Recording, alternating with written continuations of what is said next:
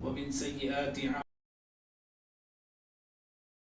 أعمالنا من يهده الله فلا مضل له ومن يضلل فلا هادي له وأشهد أن لا إله إلا الله وأشهد أن محمدا عبده ورسوله يا أيها الذين آمنوا اتقوا الله حق تقاته ولا تموتن إلا وأنتم مسلمون يا أيها الناس اعبدوا ربكم الذي خلقكم من نفس واحدة وخلق منها زوجها وبث منهما رجالا كثيرا ونساء واتقوا الله الذي تساءلون به والأرحام إن الله كان عليكم رقيبا يا أيها الذين آمنوا اتقوا الله وقولوا قولا سديدا يصلح لكم أعمالكم ويغفر لكم ذنوبكم ومن يطع الله ورسوله فقد فاز فوزا عظيما أما بعد فإن خير الحديث كتاب الله وخير الهدي هدي محمد صلى الله عليه وسلم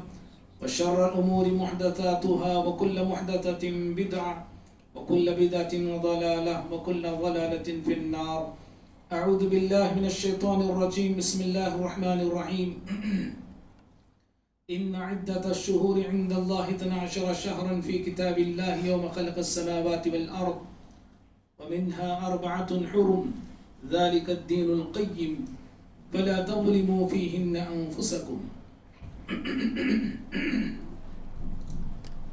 اللهم صل وسلم وبارك على نبينا محمد صلى الله عليه وسلم.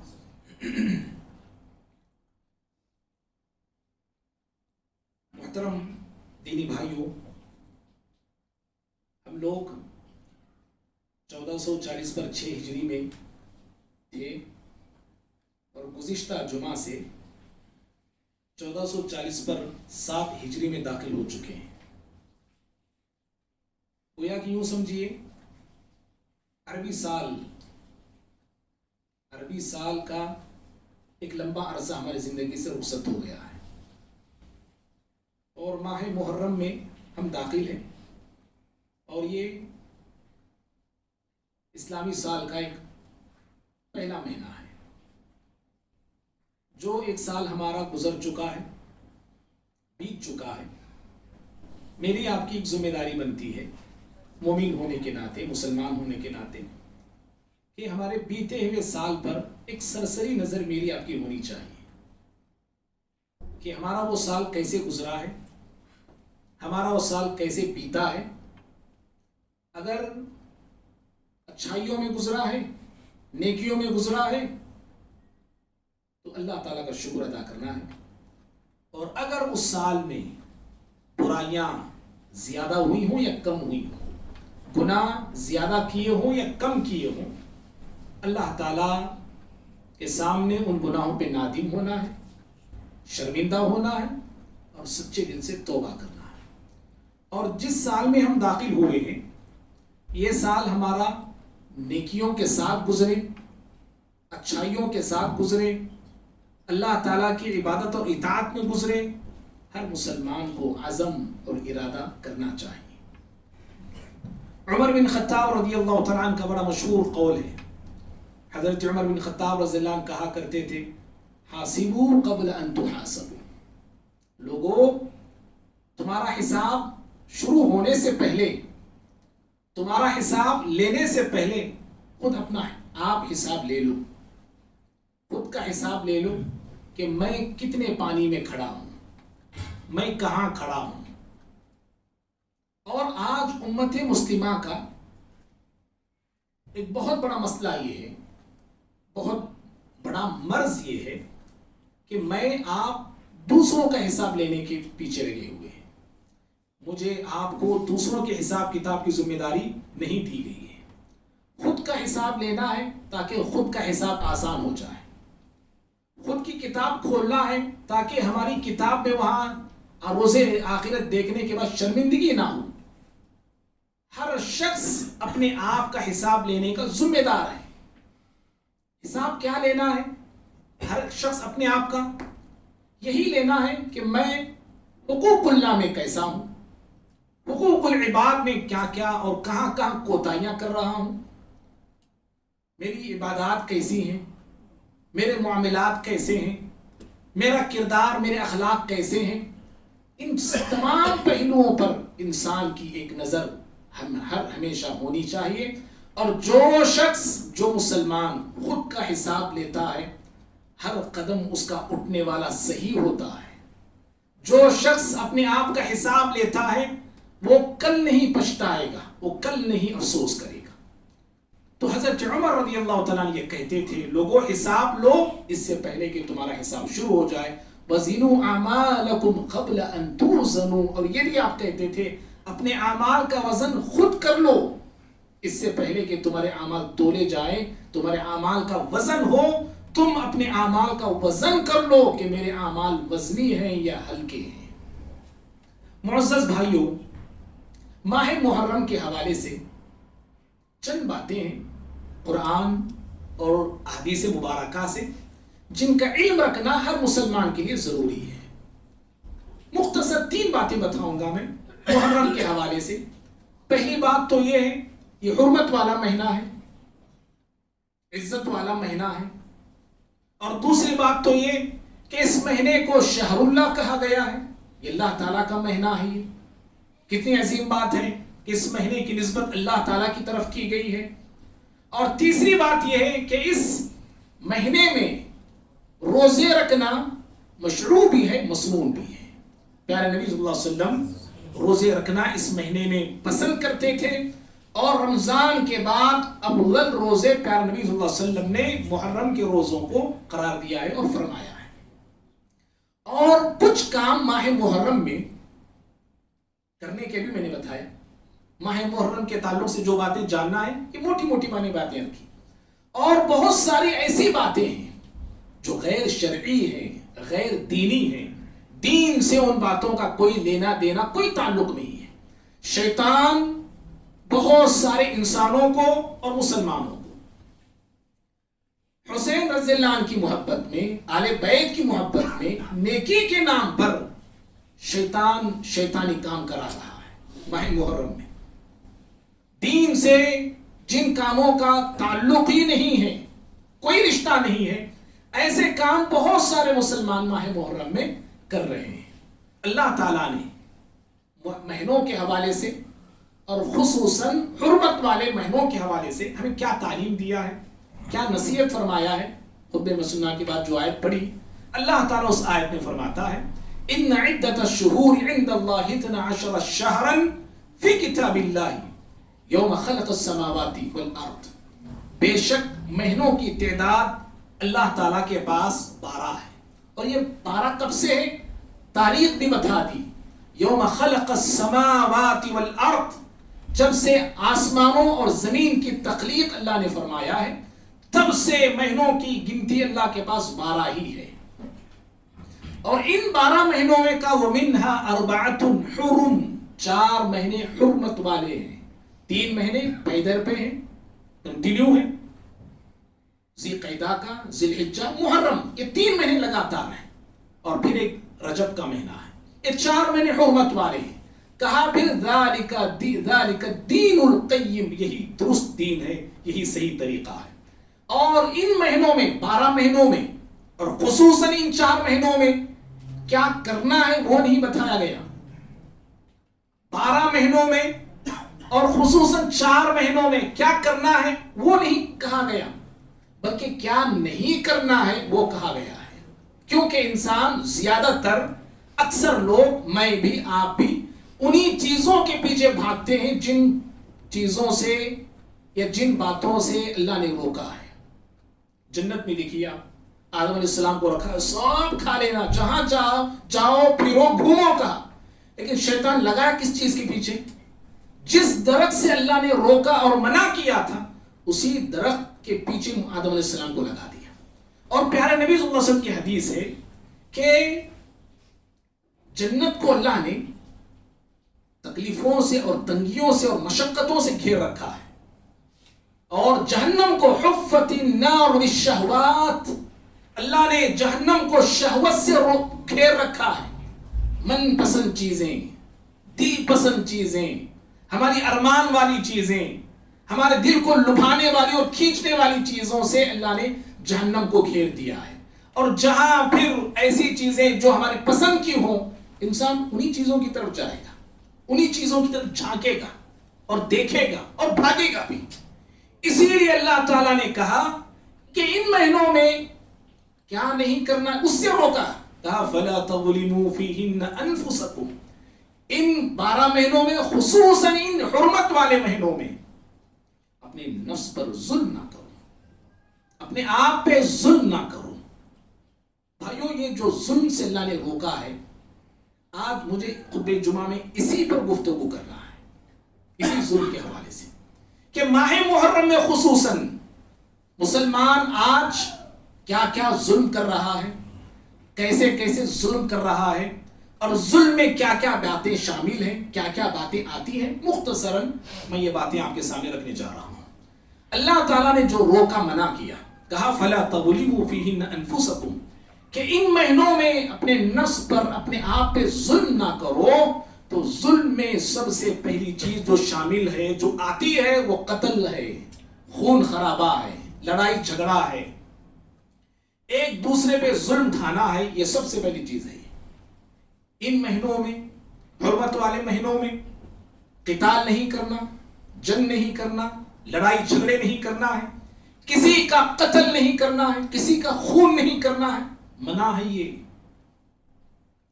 اور مشرکین مکہ, مشرک ہوتے ہوئے, کافر ہوتے ہوئے, ان مہینوں کے اندر قتل نہیں کرتے تھے. اپنے باپ کا دشمن بھی اگر ملتا, باپ کا قاتل بھی ملتا نا ان مہینوں میں, تو پھر وہ انتظار کرتے تھے حرمت والا مہینہ گزرنے کا. گزرتا, وہ ملتا تو وہ قتل کرتے تھے. حرمت والے مہینوں کا تقدس کا خیال مشرکین بھی کیا کرتے تھے. وہ بھی جنگیں اگر ہوتی تھیں, حرمت والا مہینہ آتا, جنگیں اٹھ جاتی تھیں. جو تلواریں میان سے نکلی ہوتی تھیں, حرمت والا مہینہ آتا تو ان کی تلواریں میانوں میں چلی جاتی تھی. اللہ تعالیٰ نے حرمت والے مہینوں میں جنگ اور جدال سے روکا ہے, منع کیا ہے. حتیٰ کہ بھائی جہاد اسلامی, جہاد جو ہے انسانیت کے لیے رحمت ہے. یہ انصاف کا بول بالا ہوتا ہے, اس سے ظلم کا, ظالموں کا خاتمہ ہوتا ہے جہاد سے. لیکن حرمت کے مہینوں میں جہاد کی ابتدا کرنے کی بھی اجازت نہیں ہے. جی, جہاد کی ابتدا ہم سے ہو, ہم کریں, اس کی بھی اجازت نہیں ہے. ہاں, اگر دشمن ہم پہ اٹیک کرتا ہے, دشمن ہم پہ حملہ کرتا ہے, تو پھر اپنے دفاع اور اپنے بچاؤ کے لیے ہم دشمن پہ حملہ کر سکتے ہیں. لیکن اپنے آپ سے جنگ کی ابتدا کرنے کی اجازت نہیں ہے. بھائیو ذرا سوچئے, حرمت والے مہینوں میں اللہ نے جنگ اور جدال اور قتل سے روکا ہے. کتنے بڑے ظالم ہیں وہ لوگ, اور کتنے بڑے گنہگار ہیں وہ لوگ جنہوں نے اس حرمت والے مہینے میں, ماہ محرم میں, پیارے نبی صلی اللہ علیہ وسلم کے نواسے حسین رضی اللہ تعالیٰ عنہ کو شہید کر دیا, قتل کر دیا. ہاں, سمجھ میں آ رہی بات آپ کو؟ جس مہینے میں اللہ نے کسی کا بھی خون کرنے سے روکا ہے, کسی کو بھی ہم مار نہیں سکتے. یہاں تو مارا کس کو گیا ہے, قتل کیا کس کا گیا ہے, خون کس کا بہایا گیا ہے؟ پیارے نبی صلی اللہ علیہ وسلم کے نواسے کا. جن نواسوں سے پیارے نبی صلی اللہ علیہ وسلم کو بڑی چاہت, بڑی محبت, بڑی اپنائیت تھی اور بڑا تعلق تھا. آپ حالت نماز میں سجدے میں ہوتے تو نواسے آپ کے کندھے پہ چڑھ جاتے تھے. آپ اپنے سر کو سجدے سے اٹھاتے نہیں تھے جب تک وہ نواسے کھیل کر آپ کے کندھے سے اتر نہیں جاتے تھے. اتنی محبت تھی آپ کو. آپ اپنے نواسوں کو لے کے سونگتے تھے محبت سے, اور آپ فرماتے تھے یہ دونوں میرے نواسے دنیا کے پھول ہیں میرے. اور پھر آپ نے یہ بھی کہا مسند احمد کی حدیث ہے، ایک مرتبہ آپ صلی اللہ علیہ وسلم حضرت حسن رضی اللہ عنہ کو اپنے ایک کندھے پہ بٹھایا، حسین رضی اللہ تعالیٰ عنہ کو دوسرے کندھے پہ بٹھایا، اور دونوں نواسوں کو کندھوں پر بٹھا کے پیارے نبی صلی اللہ علیہ وسلم مدینے کے گلیوں سے گزر رہے تھے۔ تو راستے میں صحابہ دیکھنے لگے، مسکرانے لگے، اس محبت کو دیکھ کے جو ہے اس محبت کو دیکھ کے انہیں بھی خوشی ہونے لگی۔ صحابہ میں سے ایک صحابی آئے اور کہا اللہ کے نبی صلی اللہ علیہ وسلم آپ کو اپنے ان دو نواسوں سے بڑی محبت ہے؟ آپ نے کہا کہ ہاں مجھے اپنے ان دو نواسوں سے بڑی محبت ہے۔ اور پھر اس کے بعد آپ نے فرمایا، کہا من احبہما فقد احبنی ومن ابغضہما فقد ابغضنی، کہا لوگوں سنو، جو میرے ان دو نواسوں سے محبت کرتا ہے وہ مجھ سے محبت کرتا ہے، جو میرے ان دو نواسوں سے بغض اور عداوت رکھتا ہے وہ مجھ سے بغض اور عداوت رکھتا ہے۔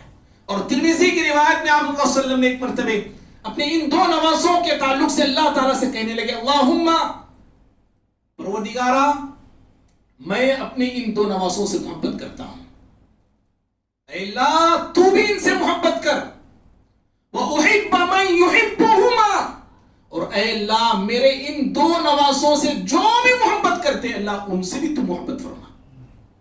پیارے نبی صلی اللہ علیہ وسلم نے اپنے نواسوں کی تعلق سے اتنی محبتیں آپ نے بتائی اور اتنی محبتیں آپ رکھا کرتے تھے، اور حتیٰ کہ نواسوں کی محبت کو پیارے نبی صلی اللہ علیہ وسلم نے اپنی محبت کہا، اور صرف اپنی نہیں بلکہ کہا اللہ سے دعا کی کہ جو میرے نواسوں سے رب العالمین محبت کرتے ہیں تو بھی ان سے محبت کرنا۔ اور آپ صلی اللہ علیہ وسلم نے اپنے دو نواسوں کو جنتی نوجوانوں کے سردار کہا ہے، کتنی بڑی بات ہے، اور بڑی مشہور حدیث ہے جو ہم میں سے ہر شخص جانتا ہے۔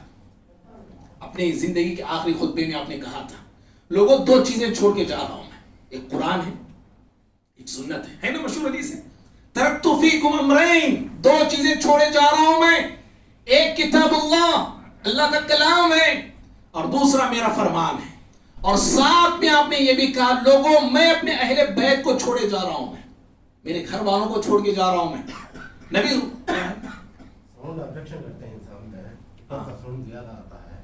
اوپر کا سامنے گھر والے آپ کو چیخا مار جاتے ہیں، ذرا کم کرو۔ پیارے نبی صلی اللہ علیہ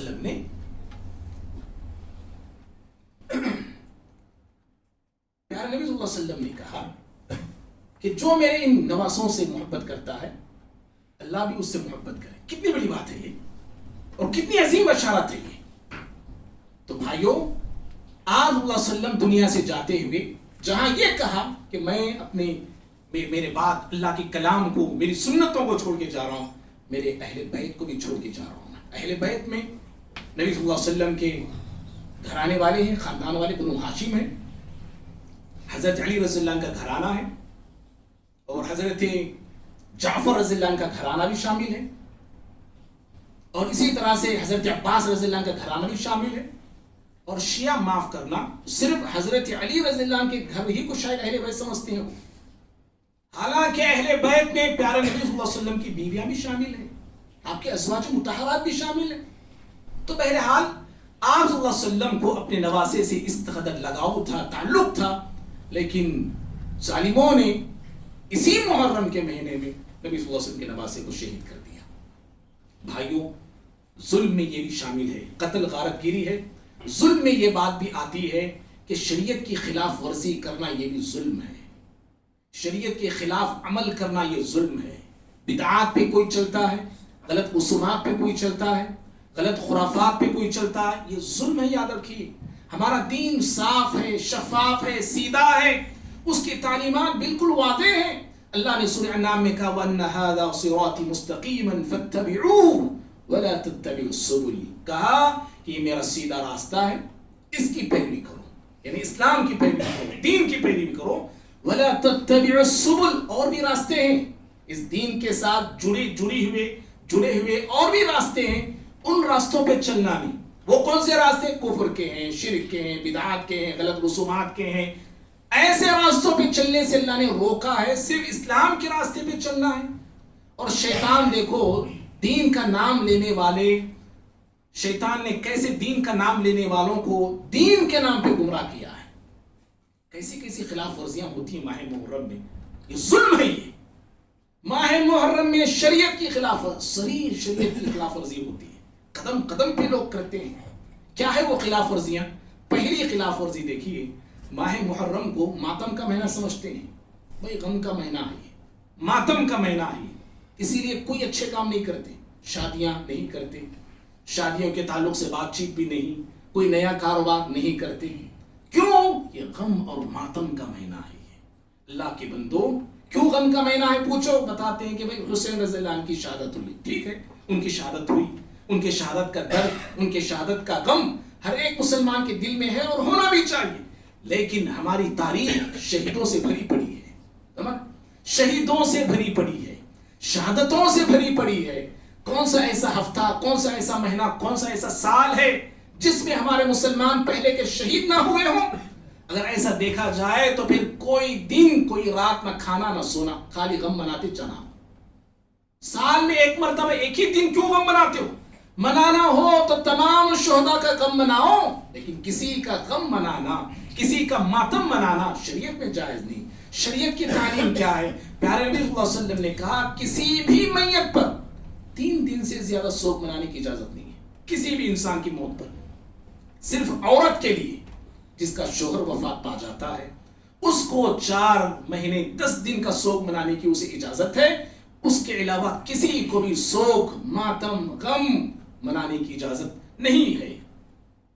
اور بھائیوں، ایک دوسری خلاف ورزی ماہ محرم میں لوگ یہ کرتے ہیں کہ ماہ محرم کے شروع کے 10 دن یا 15 دن دیکھنے میں، سننے میں اور یہ آتا ہے اور آیا بھی ہے کہ لوگ جو ہے گوشت کو اپنے اوپر حرام کر لیتے ہیں. جی، گوشت نہیں کھاتے بعض لوگ، جیسے ہفتے کے دن وہ لوگ انڈا نہیں کھاتے. یہ لوگ ماہ محرم کے شروع کے دنوں میں گوشت نہیں کھاتے. کیوں نہیں بھائی؟ کوئی مجبوری ہے، بیماری ہے، نہیں کھانا ہے، پرہیز ہے، وہ الگ مسئلہ ہے. لیکن کوئی حلال کردہ چیز ہے، اس چیز کو میں اور آپ اپنے لیے حرام کر لیتے ہیں، ناجائز بنا لیتے ہیں، یہ کسی کے لیے ناجائز ٹھہراتے ہیں. یہ بہت بڑا جرم ہے. یہ پیارے نبی صلی اللہ علیہ وسلم کے تعلق سے مشہور واقعہ ہے. شہد کے بارے میں آپ نے کہا تھا نا، آج سے میں شہد پیتا نہیں. آیتیں نازل ہو گئی آسمان سے، سمجھ رہے؟ تو اس طرح کسی بھی حلال چیز کو میں اور آپ حرام نہ اپنے لیے کر سکتے ہیں، نہ دوسروں کے لیے حرام ٹھہرا سکتے ہیں. اسی طرح ماہ محرم ایک تیسری خلاف ورزی شریعت کی یہ ہوتی ہے، گانے بجانے، ڈی جے، باجے، تاشے، ناچنا، گانا، اچھلنا، کودنا سب کرتے ہیں. اور اوپر سے نام کیا ہے؟ ماتم منا رہے ہیں. یہ کیسا ماتم ہے جی؟ ناچا جاتا ہے، گایا جاتا ہے، باجے بجائے جاتے ہیں، ڈھول پیٹے جاتے ہیں، ڈی جے لگائے جاتے ہیں، اور کہا جاتا ہے کہ ماتم ہے. یہ پیارے نبی صلی اللہ علیہ وسلم دنیا میں آئے تھے لوگوں کو، مسلمانوں کو آلات موسیقی سے روکنے کے لیے، بچانے کے لیے. گانے بجانوں کی چیزوں سے آپ روکنے آئے تھے. آپ نے روکا، منع کیا. آپ پسند نہیں کرتے تھے. بانسری کی آواز جو پہلے لکڑی سے پھونکی جاتی تھی، پیارے نبی صلی اللہ علیہ وسلم وہ آواز سنے، آپ اپنی انگلیوں کو کانوں میں ٹھوس لیا تھا صرف وہ آواز کو. آج تو آپ میوزک ہے، عجیب عجیب میوزک ہے، عجیب عجیب گانے ہیں، عجیب عجیب باجے ہیں، ڈھول ہے، اور سارے کے سارے ماہ محرم میں لوگ پیٹتے ہیں، اچھلتے کودتے ہیں. اللہ، کیسی سری خلاف ورزی ہے. بزار کی حدیث ہے یہ. پیارے نبی صلی اللہ علیہ وسلم نے کہا تھا صوتانی ملعونانی فی الدنیا والآخرہ. آپ نے کہا لوگوں 2 ایسی آوازیں ہیں جو دنیا میں اور آخرت میں ملعون ہیں، اس پہ لعنت کی گئی ہے. لعنت ہے ان آوازوں پہ. ایک آواز مزمار عند نعمت، ایک آواز وہ ہے جو خوشی کے وقت لوگ میوزک، خوشی کے وقت میوزک بجاتے ہیں یا گاتے ہیں، ایسی آواز پہ لعنت ہے. خوشی وہ کوئی بھی ہو سکتی ہے، برتھ ڈے ہو، شادی ہو، کیا کون سی بھی خوشی آپ لے لیں، یا بچہ پیدا ہوا ڈھول بجا رہے ہیں، کیا بھی کر رہے ہیں آپ، گانا گا رہے ہیں، ایسی آواز پہ لعنت کہی گئی ہے. اور دوسری آواز آپ نے کہا ورنت عند مصیبت، اور دوسری آواز مصیبت کے وقت چیخنا، چلانا، رونا، پیٹنا، واہ مچانا، ایسی آواز پہ بھی لعنت کی گئی ہے. سمجھ رہے؟ تو یہ شریعت کی خلاف ورزی، سری خلاف ورزی ماہ محرم میں ہوتی ہے. اسی طرح سے ایک خلاف ورزی شریعت کی جو اس ماہ محرم میں کی جاتی ہے، مسلمان کرتے ہیں، وہ یہ ہے آگ میں کودتے ہیں. کتنے بڑے ظالم ہیں مسلمان ہمارے. ہمارے نبی صلی اللہ علیہ وسلم آگ سے بچانے کی کوشش کرتے تھے. لوگوں کو آئے تھے دنیا میں لوگوں کو آگ سے بچانے کے لیے. ہمارا دین آگ سے بچنے کا راستہ بتاتا ہے. اللہ تعالیٰ اپنے بندوں کو, سارے انسانوں کو آگ سے ڈراتا ہے, جہنم کی آگ سے ڈراتا ہے. اور یہ ایسے مسلمان ہیں کہ اسی آگ میں بھاگے جا رہا ہے, اسی آگ میں کودے جا رہا ہے. اللہ کے بندو, اللہ اکبر, آگ میں کود کے اپنے آپ کو اذیت دینا, آگ میں بھاگ کے اپنے آپ کو تکلیف دینا بہت بڑی غلطی ہے. یہ بہت بڑا گناہ ہے. ہمارا دین دیکھو کتنا سیدھا سادہ ہے اور کتنا آسان ہے. عبادت میں بھی مشقت کو پسند نہیں کرتا ہمارا دین. عبادت میں خود تکلیف دینا, میں عبادت کر رہا ہوں, تکلیف کے ساتھ عبادت کر رہا ہوں. شریعت کہتی کہ مت کرو ایسا. خود کو کیوں اذیت دیتے ہو, خود کو کیوں تکلیف دیتی ہو؟ سفر میں آپ روزہ نہیں رکھ سکتے, شریعت نے بعد میں قضا کر لینا. بیمار ہے, روزہ رکھنے سے بیماری بڑھ سکتی, بعد میں قضا کر لینا. ٹھنڈا پانی چھونے سے بیماری بڑھ سکتی ہے, تیمم کر لینا. کتنی آسانیاں شریعت رکھا ہے. نبی صلی اللہ علیہ وسلم نے دیکھا کہ مسجد نبوی میں کے دونوں ستونوں کے درمیان ایک رسی باندھی گئی تھی. آپ نے پوچھا جی کئی کی رسی ہے, کیوں رسی باندھی گئی؟ کہا گیا ایک صحابیہ ہیں, آپ کی بیویوں میں سے ایک بیوی ہے, عبادت کرتی ہیں, جب وہ تھک جاتی ہیں ٹہر کے رسی کا سہارا لے لیتی ہیں. رسی کا سہارا لے کے وہ عبادت کرتی رہتی. آپ نے کہا رسی کھولو. ایسے اپنے آپ کو تھکا کے عبادت کرنا اللہ کو پسند نہیں. ہاں, ہم عبادت کر کے تھک جاتے ہیں, چور ہو جاتے ہیں, اللہ اجر دینے میں تھکتا نہیں ہے. اس طرح اپنے آپ کو تھکاؤ مت, آپ نے کہا. اور یہاں ہے کہ لوگ آگ میں کود کے اپنے آپ کو تھکاتے ہیں. ماہ محرم میں خلاف ورزی جو کی جاتی ہے, جو ظلم کیا جائے, وہ نوحہ ہے. جی نوحہ کیا ہے؟ نوحہ حسین رضی اللہ عنہ کی رات میں 10 محرم کو چیخا جاتا ہے, رویا جاتا ہے, پلایا جاتا ہے, یا یاد حسین کی مجلسیں منائی جاتی ہیں, اور پھر اپنے آپ کو زخمی کیا جاتا ہے, لہو لہان کیا جاتا ہے, چاقوؤں سے, بلیڈوں سے اپنے سینے کو, اپنے پیٹوں کو مارا جاتا ہے. یہ نوحہ ہے. یہ سمجھ ہے. اللہ کے نبی صلی اللہ علیہ وسلم مصیبت کے وقت نوحہ تو چھوڑو, اپنے آپ کو زخمی کرنا, چھلنی کرنا, اپنے سینوں کو لہو لہان کرنا, یہ تو بہت دور کی بات ہوئی. مصیبت کے وقت اپنے چہرے پر مارنے کو پیارے نبی نے پسند نہیں کیا. صرف چہرے کو مار رہے ہیں, تھپڑ مار رہے ہیں, آپ تمانچہ مار رہے ہیں آپ چہرے پہ, آپ نے اس کو بھی پسند نہیں کیا. بخاری کی حدیث ہے, آپ نے کہا لیس منا من ضرب الخدود وشق الجیوب ودعا بدعوى الجاہلیہ. وہ ہم میں سے نہیں ہے. وہ کون؟ جو اپنے چہروں کو مارتا ہے, اپنے سینے کو, اپنے کپڑوں کو پھاڑتا ہے مصیبت کے وقت, اور جاہلیت کی پکارتا ہے. آپ صلی اللہ علیہ وسلم نے کہا ایسے لوگ ہم میں سے نہیں ہیں. تو بھائیوں, یہ شریعت کی خلاف ورزیاں ہیں جو ماہ محرم میں مسلمان ہمارے کرتے ہیں. بھائیوں, ظلم میں یاد رکھیے یہ بات بھی شامل ہے, کسی بھی انسان کو, کسی بھی مسلمان کو کبھی تکلیف نہیں دینا چاہیے. یہ بھی ظلم ہے. اپنی ذات سے, اپنی بات سے, اپنی زبان سے, اپنی حرکت سے کسی کو بھی تکلیف نہیں دینا چاہیے. کسی کو ستانا, پریشان کرنا, کسی بھی ناحیے سے ہو, یہ بھی ظلم ہے. یہ یاد رکھیے. اور اس ماہ محرم میں لوگ اپنی زبان سے ظلم کرتے ہیں. عام مسلمانوں کو, عام انسانوں کو ستانا ظلم ہے. سمجھ رہے ہیں؟ عام انسانوں کو, کسی بھی انسان کو ناحق آپ ستا رہے, میں ستا رہا ہوں, کسی بھی طریقے سے ستا رہا ہوں, یہ ظلم ہے. یہ ظلم کی قیمت چکانی پڑے گی. ذرا سوچئے, ماہ محرم میں اپنی زبان سے شیعہ حضرات کتنا بڑا ظلم کرتے ہیں. حضرات صحابہ کرام پر تبرے کستے ہیں, صحابہ کرام کی شان میں گستاخیاں ہوتی ہیں, ان کی شان کو گھٹانے کی کوشش ہوتی ہے. مجلس چل رہی حسین رضی اللہ عنہ کی یاد میں, اور گفتگو ہوتی ہے ابو بکر پہ, عمر پہ, عثمان پہ, معاویہ پہ رضی اللہ تعالیٰ عنہم اجمعین, اور ان کے شان اور مقام کو گھٹاتے ہیں. نعوذ باللہ, نعوذ باللہ, ان کو کافر کہتے ہیں. ہاں, مسلمان مومن نہیں تھے یہ لوگ. ہاں مسلمان تھے. کیسے مسلمان تھے؟ منافق جیسے مسلمان تھے بولتے ہیں ظالمان. ہاں, منافقوں کی طرح یہ مسلمان تھے. بھائیوں, اگر یہ منافق کی طرح مسلمان ہوتے تو پیارے نبی صلی اللہ علیہ وسلم ہجرت کے موقع پہ ابو بکر کو اپنے ساتھ کیوں رکھتے تھے؟ کیوں رکھتے تھے آپ اپنے ساتھ؟ اگر نعوذ باللہ, نعوذ باللہ, ابو بکر صدیق رضی اللہ عنہ کا ایمان یا اسلام منافقوں کے جیسا تھا, تو پھر ذرا سوچئے حضرت جعفر رضی اللہ تعالیٰ عنہ کی شہادت ہوتی ہے غزوہ تبوک میں, معاف کرنا, غزوہ موتا میں. غزوہ موتا میں جو حضرت جعفر رضی اللہ عنہ شہید ہو جاتے ہیں, تو ان کی جو بیوی تھی اسما بنت عمیس رضی اللہ تعالی عنہا ان کی بیوی سے نکاح کرتے ہیں ابو بکر صدیق رضی اللہ عنہ. جب وہ بیوہ ہو جاتی ہیں ان سے نکاح کیا حضرت ابو بکر صدیق رضی اللہ عنہ نے. نعوذ باللہ ابو بکر صدیق رضی اللہ عنہ اگر منافق تھے تو حضرت علی رضی اللہ تعالیٰ عنہ نے اپنے بھابھی کو کیوں نہیں روکا کہ آپ منافق انسان سے شادی مت کریے. بلکہ ایسی جھوٹی باتیں من گھڑت باتیں یہ جو ہے صحابہ کرام کے تعلق سے لوگوں نے بات بڑے زور اور شور کے ساتھ سوشل میڈیا کا زمانہ ہے بڑے زور سے پھیلانے کی کوشش کر رہے ہیں. بھائیو یاد رکھو چاہے وہ ظلم عام انسانوں پہ ہو چاہے وہ ظلم صحابہ کرام پہ ہو ظلم ظلم ہوتا ہے اور ظلم کی سزا آخرت سے پہلے اللہ دنیا ہی میں دے دیتا ہے. جی ابو داؤد کی حدیث ہے نبی صلی اللہ علیہ وسلم فرماتے ہیں دو ایسے گناہ ہیں جن کی سزا آخرت میں تو ملنی ہی ملنی ہے لیکن آخرت سے پہلے اللہ دنیا میں بھی وہ سزا دے دیتا ہے. البغی آپ نے کہا ایک ظلم ہے. سمجھ رہے ہیں زندگی میں کبھی ظالم نہ بنو اس کی سزا دنیا ہی میں دے دی جاتی ہے. ظالم نہ بنو کبھی. آپ شوہر ہیں عورت پہ ظلم نہ کرو عورت ہے اپنے شوہر پہ ظلم نہ کرے. کسی پر بھی ہماری طرف سے ظلم نہیں ہونا چاہیے اور معاشرے میں سماج میں ہم جیے تو ایک مظلوم کی حیثیت سے بھی جی لیں لیکن ظالم کی حیثیت سے نہیں جینا چاہیے. تو ظالم کو اللہ دنیا ہی میں سزا دیتا ہے.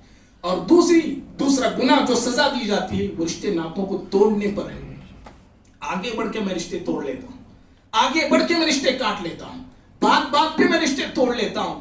جو شخص رشتے ناتوں کا لحاظ نہیں رکھتا اور لحاظ رکھ کے نہیں زندگی گزارتا صبر نہیں کرتا ہے وہ پھر ایسا رشتہ ناتا جو انسان کاٹتا ہے نہ کاٹتا ہے تو پھر اس کو سزا دنیا ہی میں دے دی جاتی ہے. تو بھائیو یہ دو گناہ ایک ظلم ہے جو بھی ظلم کرتا ہے ظالم کو دنیا میں عبرت کا نشانہ بنایا جاتا ہے. جیسے اللہ رب العالمین اسی ماہ محرم کی 10ویں تاریخ کو تاریخ انسانیت کا سب سے بڑا ظالم تاریخ انسانیت کا سب سے بڑا جابر تاریخ انسانیت کا سب سے بڑا کافر اور تاریخ انسانیت کا سب سے بڑا متکبر فرعون کو اللہ نے اسی مہینے میں پکڑا تھا. ہے نا مشہور واقعہ. اسی مہینے میں اپنی گرفت میں پکڑا اپنی سزا میں پکڑا اپنی عذاب میں پکڑا اور پانی میں اللہ نے اس کو ڈبو کے تباہ کر دیا ہلاک کر دیا. اور دنیا والوں کو یہ سبق دیا ہے چاہے ظالم کوئی بھی ہو وہ فرعون سے بڑا تو طاقت والا نہیں ہو سکتا ہے. اگر وہ دنیا میں انسانوں پہ ظلم ڈھاتا ہے وہ چاہے وہ ہمارے حکمرانوں کی شکل میں کیوں نہ ہو وہ اسرائیل کی شکل میں کیوں نہ ہو وہ کسی بھی شکل میں کیوں نہ ہو اگر انسانوں پہ ڈھایا جاتا ہے تو پھر ایسے ظالم کو فرعون کا انجام دیکھ کے سبق لینا چاہیے اور فرعون سے عبرت حاصل کرنا چاہیے اور اپنے ظلم سے باز آنا چاہیے. ورنہ اللہ تعالیٰ جب پکڑنے پہ آتا ہے تو پھر اس کو ڈھیل نہیں دیتا اسے مہلت نہیں دیتا ہے. بہرحال بھائیو یہ چند باتیں تھیں جو ماہ محرم میں ظلم مسلمان جو کرتے ہیں اللہ نے ظلم سے روکا. کہا فلا تظلموا فیہن انفسکم. محرم کے مہینے میں حرمت والے مہینوں میں اور سارے عموماً 12 مہینوں میں انسان کو خود پہ ظلم نہیں کرنا چاہیے. گناہ بھی ایک ظلم ہے. گناہ کرنا معصیت کے کام کرنا نافرمانی کے کام کرنا خود اپنے آپ پہ ظلم کرنے کے مترادف ہے. ان سارے ظلم کی شکلوں سے ہر مسلمان کو بچنا چاہیے.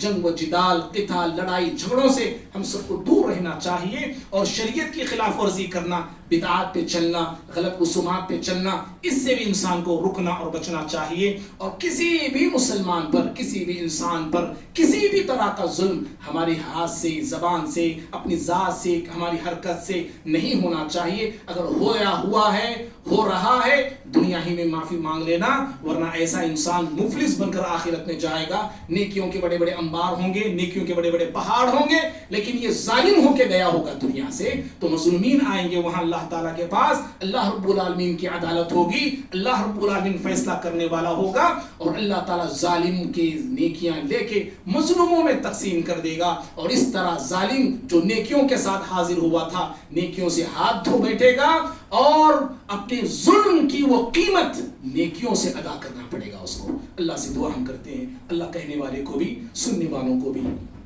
ظلم سے بچائے، ہر طرح کے ظلم سے اللہ تعالیٰ ہم تمام کو بچائے۔ اللہ رب العالمین ماہ محرم اور دیگر مہینوں میں ہم سب کو گناہوں سے بچنے کی، گناہوں سے رکنے کی اور گناہوں کے قریب نہ جانے کی توفیق عطا فرمائے۔ اور ہم سے جو گناہ ہوئے ہیں پچھلے سال ہو یا پچھلی زندگی میں ہو، اللہ تعالیٰ ہم تمام کے صغیرہ کبیرہ گناہوں کو معاف فرمائے۔ سچے دل سے توبہ کرنے، سچے دل سے اللہ کی طرف رجوع کرنے کے اللہ کہنے والے کو بھی سننے والوں کو بھی توفیق عطا فرمائے۔ اللہ رب العالمین دنیا کے جو بھی ظالم ہیں، چاہے وہ ظالم کوئی بھی کیوں نہ ہو، اللہ تعالیٰ ایسے ظالموں کو دوسروں سے عبرت لینے کی توفیق عطا فرمائے، اپنے ظلم سے باز آنے کے اللہ انہیں توفیق عطا فرمائے۔ اور اللہ تعالیٰ شیعہ جو لوگ ہیں صحابہ کرام کی شان میں بدتمیزیاں گستاخیاں کرتے ہیں، اللہ رب العالمین ان کو ایسی بدتمیزیوں سے باز آنے کی توفیق عطا فرمائے۔ اللہ رب العالمین مجھ کو، آپ کو، ہمارے آل اولاد کو ہدایت پر، دین پر، اسلام پر زندگی کی آخری سانس تک باقی رکھے اور قائم رکھے۔